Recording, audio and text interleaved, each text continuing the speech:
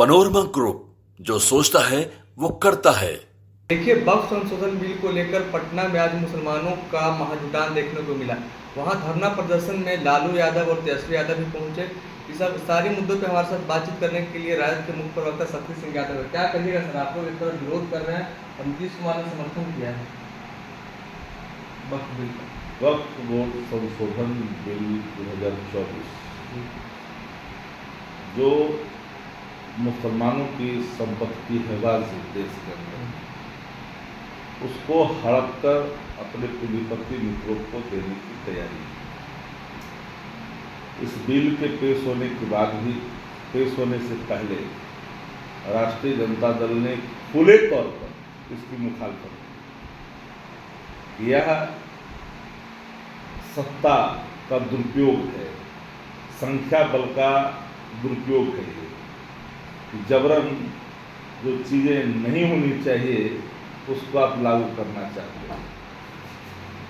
देश इस बात का साक्षी है कि जब भी ऐसे संवेदनशील मुद्दे सामने आते हैं तो रजामंदी की बात होती है, सहमति की बात होती है और उन संगठनों से भी राय ली जाती है जिन संगठनों से जुड़ा हुआ सवाल होता है या जिन धर्मावलंबियों से जुड़ा हुआ सवाल होता है।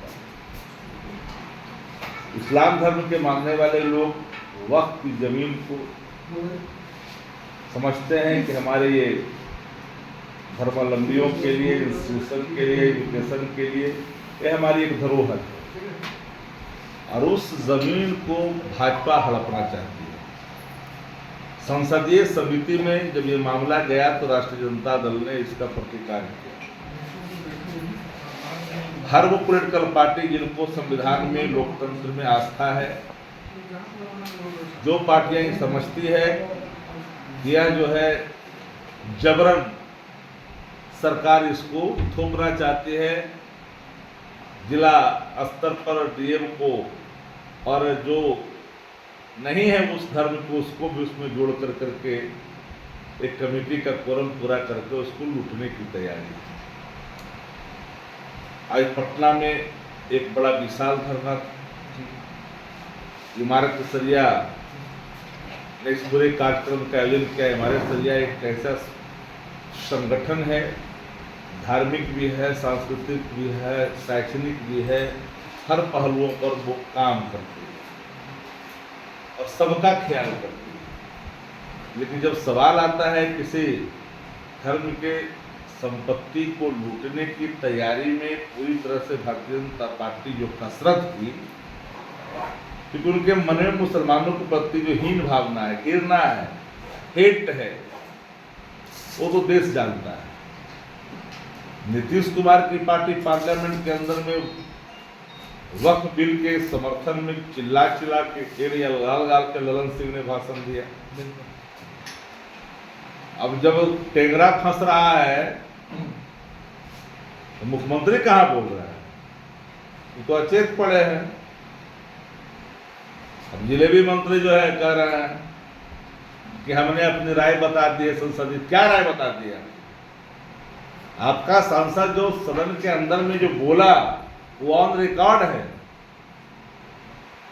यही दोहरा चरित्र जनता दल यू का शुरू से रहा है।